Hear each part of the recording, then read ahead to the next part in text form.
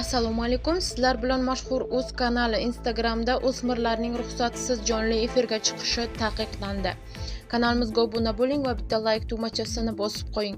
Endilikda 16 yoshgacha bo'lgan foydalanuvchilar Instagramda onlayn jonli efirni boshlashdan oldin ota-onasining ruxsatini olishlari talab etiladi. Bu haqda Instagramga egalik qiluvchi Meta kompaniyasi xabar berdi. Qayd etilishicha, kompaniya Instagramdagi o'smirlar akkauntlari uchun yangi xavfsizlik funksiyalarini joriy etmoqda. Xususan, endilikda 16 yoshgacha bo'lgan foydalanuvchilar onlayn jonli efirni boshlashdan oldin ota-onasining ruxsatini olishi talab etiladi. Shuningdek, ilova endi o'smir foydalanuvchilarga ota-onasining roziligisiz yalang'ochlikdan himoya funksiyasini o'chirib qo'yishga hamda ruxsat bermaydi. Ushbu funksiya shubhali tasvirlarni xiralashtirib ko'rsatadi. Bundan tashqari, Meta, Facebook va messenjerlar o'smirlar uchun akkauntlarni joriy etayotganini e'lon qildi. Instagramdagi kabi yosh bo'yicha mos foydalanuvchilar avtomatik tarzda yangi turdagi akkauntlarga o'tkaziladi.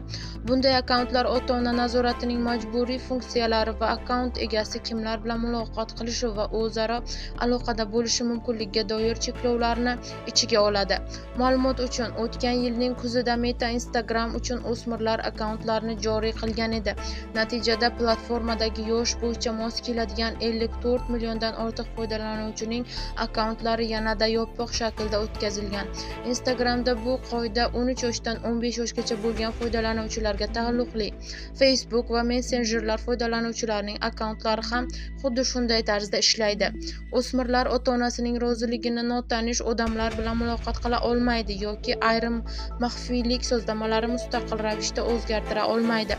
Shu bilan birga ota-onalar farzandlarining ijtimoiy tarmoqlarda o'tkazgan vaqti hamda do'stlar ro'yxatini nazorat qila oladilar.